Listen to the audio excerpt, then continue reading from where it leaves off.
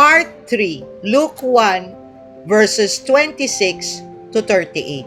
Have you ever had your life plan completely interrupted or upended by a single moment, a phone call, an opportunity, or a challenge that made you realize your plan A was about to become a distant memory? How did you react? With fear, excitement, or a little bit of both? Today, mga classmates, we're stepping into one of the most pivotal moments in human history. An angelic visit that not only changed one young woman's life forever, but altered the destiny of all creation. We're talking about the Annunciation, the moment the angel Gabriel appeared to a teenage girl named Mary with a message so wild, so impossible, it could only be from God. If you've ever felt God calling you to something that seems way bigger than you, something that scares you and excites you at the same time, this episode is for you. It's a masterclass in faith, humility, and saying yes to God when you have no idea how the story will end. Get ready to be inspired, mga classmates. But before we get started, let's do our general usual housekeeping. Don't forget to click that like button if you haven't yet. Subscribe to Pulot Aral, smash that notification bell so you can be updated every time I upload for our Bible reading and reflections. Contents like this are not promoted by any social media algorithm. We are now in times when topics about God are not that popular anymore, and in fact, on certain places or occasions, restricted or shadow banned. So mga classmates, share Pulot Aral videos as well if you find that they help you read the Bible and develop a more intimate relationship with our Lord. Be part of our Bible reading sharers. In addition, if you haven't seen any or some of the Bible reading and reflections of the Gospel of Matthew or Mark, check out its playlist. Mga classmates, the reason I'm always insistent on spreading God's Word is because now more than ever, we need to get to know our Lord and hear His invitation of salvation. Moreover, before we end tonight, I'll ask you one simple question but personal one. So stay until the end and join the discussion in the comment section below. Mga classmates, this is Doc Jean. Welcome to Pulot Aral. Let's dive in.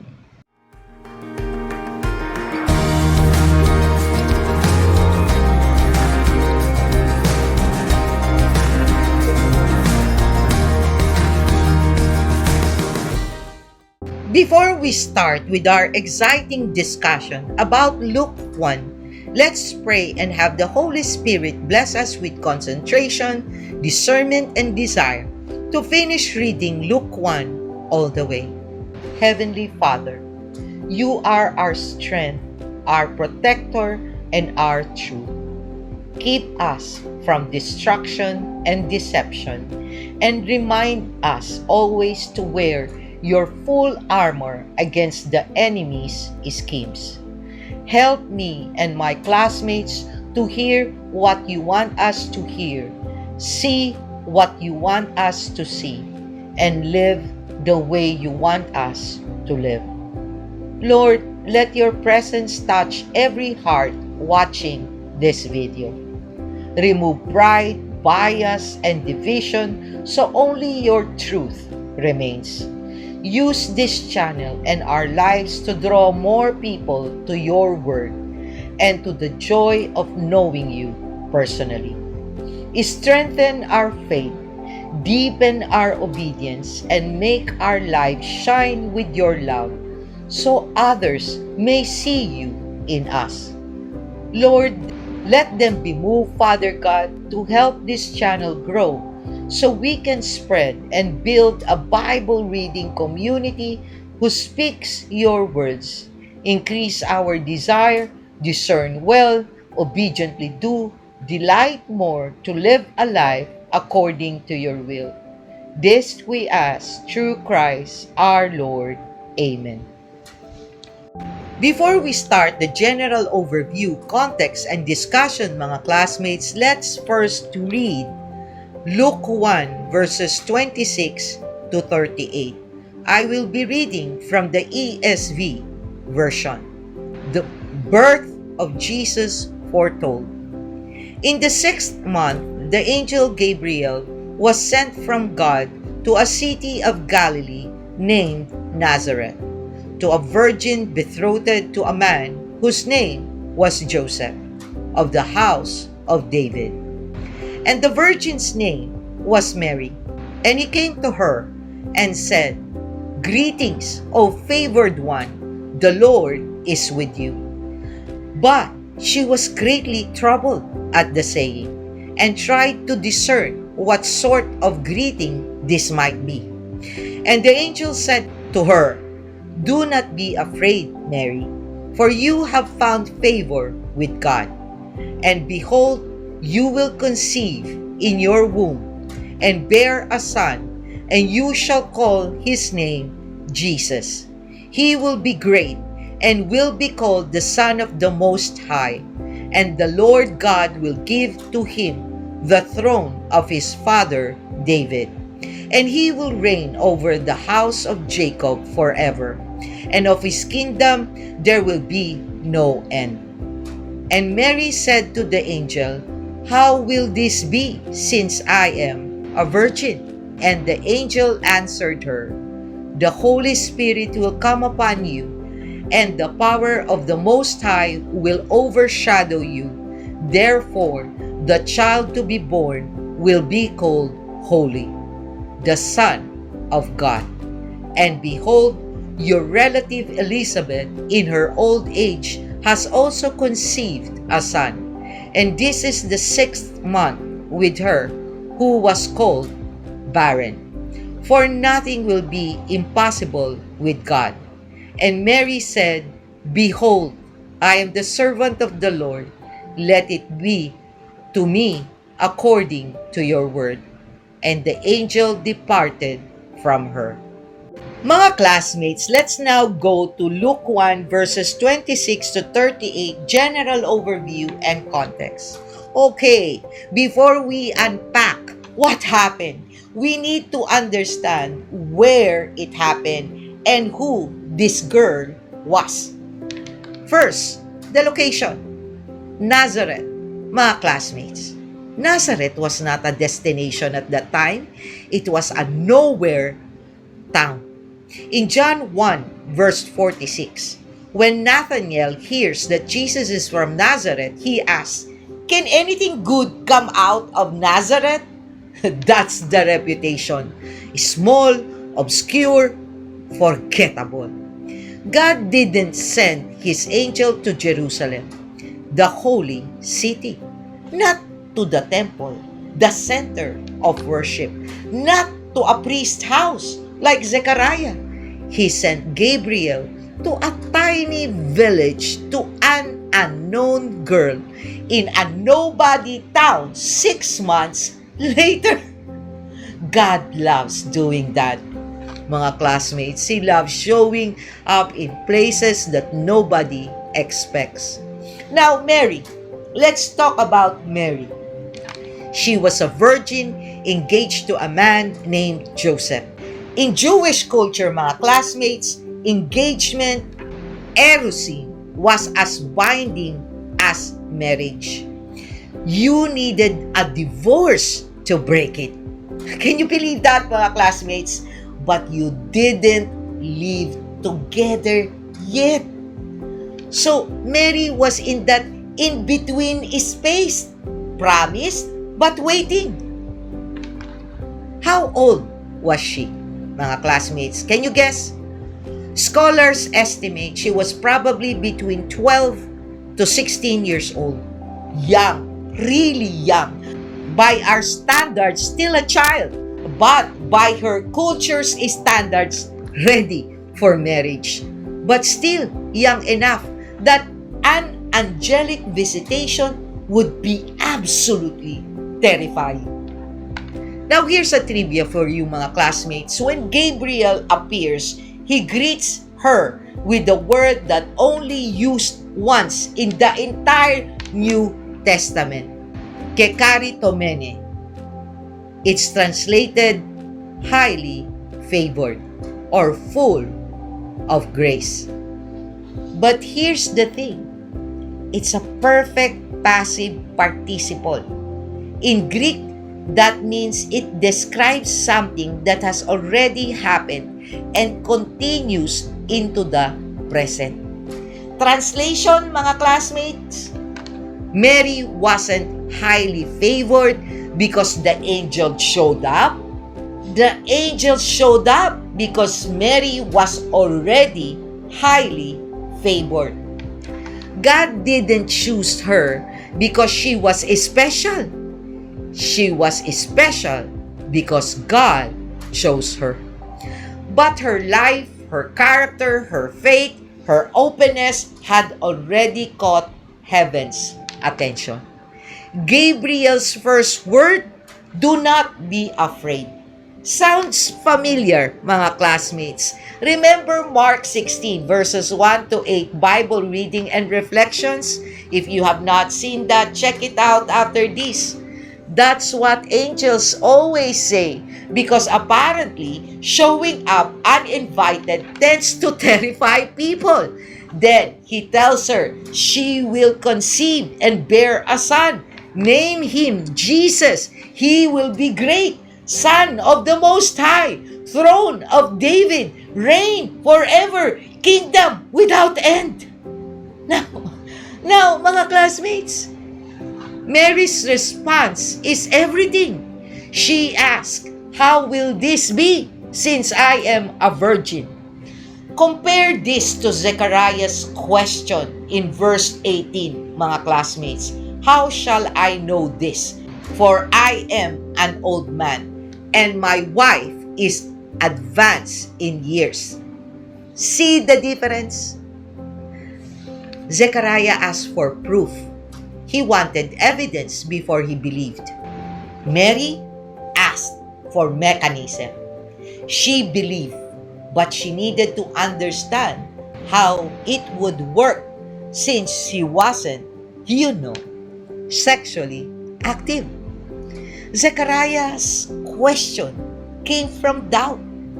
Mary's question came from faith seeking understanding. And their different questions got very different responses. There's a difference between doubt and clarification. Zechariah got silence. Mary got an explanation.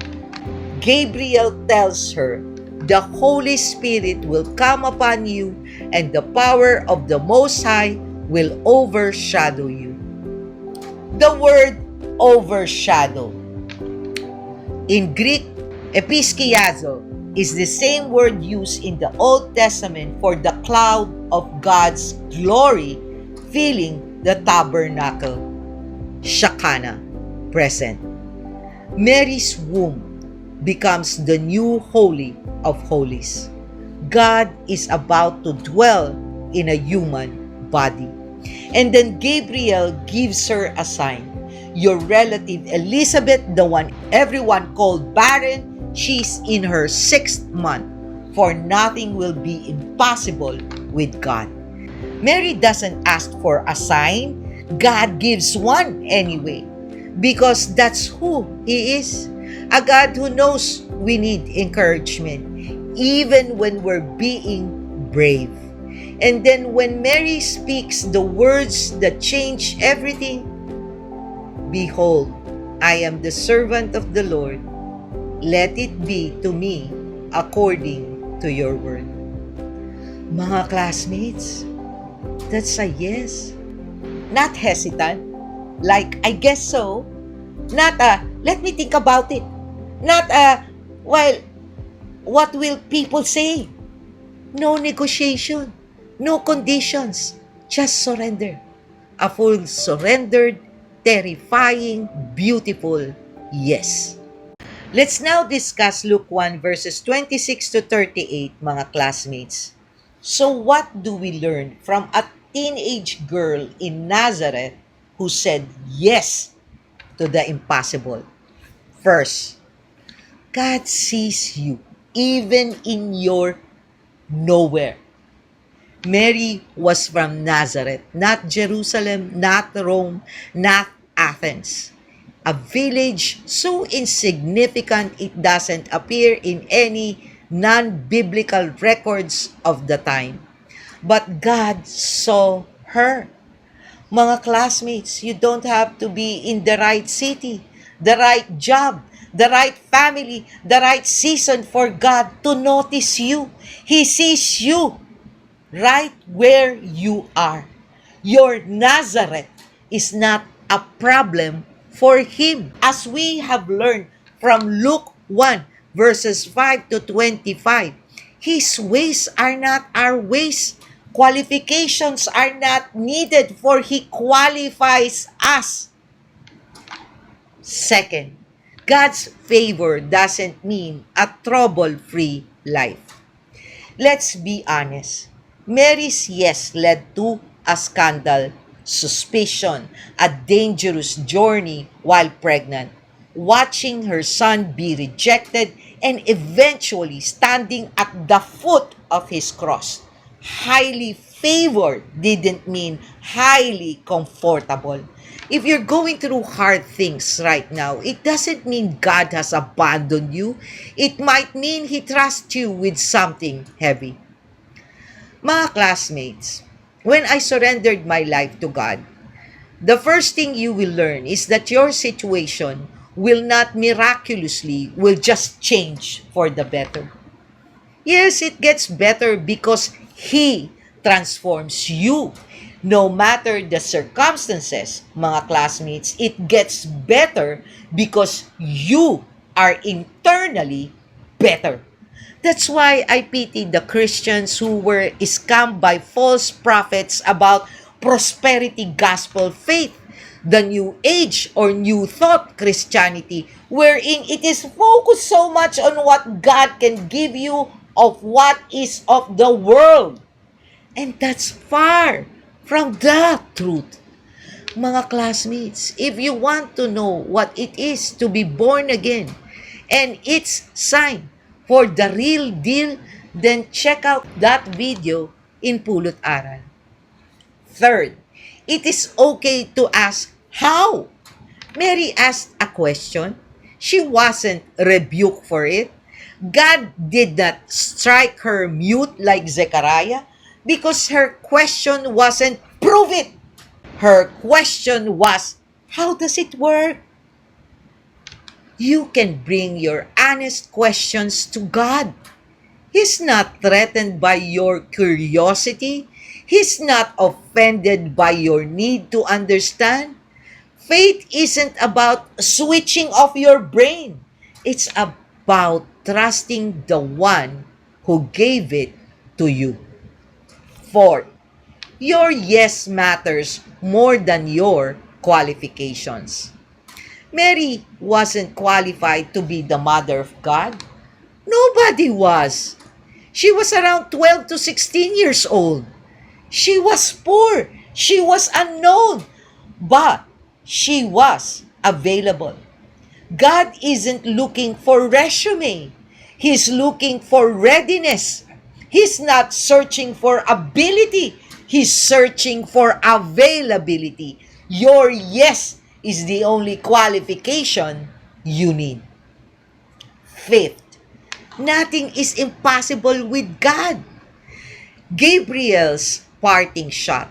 Nothing will be impossible with God. That's not just about Mary's womb.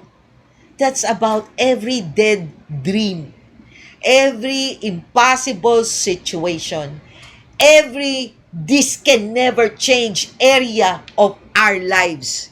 If God can put a baby in a virgin, He can heal your marriage. He can restore your finances. He can redeem your past. He can do the thing you've given up on.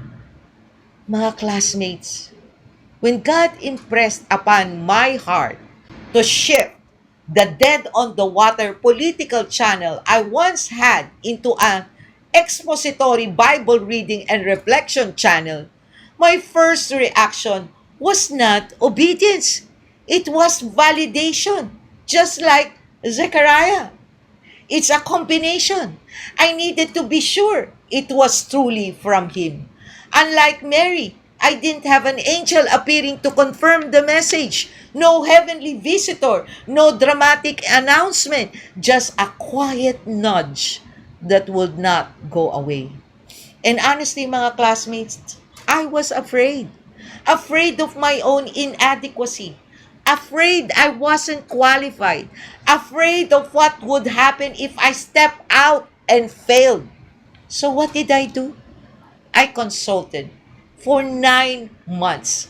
I sought out spiritual advisors from my church, asked questions, wrestled with doubts, researched, and then one day it came. Not a thunderclap, but a simple, settled peace. I knew I had to do it. But let me be real with you, mga classmates. I grumbled every step of the way. Every time I need answers, I come to Him with my questions, my fears, my "are you sure" moments. And God, He answers every single time. He provides the tools. He leads me to the right sources. He guides my research. He has been patiently teaching me that this channel was never about YouTube partnerships or earnings. It was never about numbers or recognition. It was always about doing it for Him, for the people He wants to reach. Even if it's just 3 people watching or one, He keeps reminding me, do not conform to the world. And I'll be honest, mga classmates, it is not easy. I still struggle. I still crave validation from people. I still want to be seen. So, I grumble. But in the grumbling, He teaches me humility. He teaches me patience. And more than anything else, He is teaching me this profound truth. Even when no one sees what I do, He sees me. And at the end of the day, mga classmates, that is enough. Because my VIP audience has always been Him. And if He is watching, if He is pleased, then I have everything I need, for I glorify Him. Here's tonight's question. If God interrupted your plans tomorrow, would you trust Him enough to say yes? Type your honest answer in the comment section below. Tonight, we learned that surrender is not weakness, it's alignment. If you missed our episode on Luke 1, verses 5 to 25, Bible reading and reflection, watch that after this. Thank you for joining me, mga classmates, in today's Bible reading and reflection from the Gospel of Luke 1, verses 26 to 38. Till next time, may God bless you all. Always stay safe and be healthy. This is Doc Jean. Bye!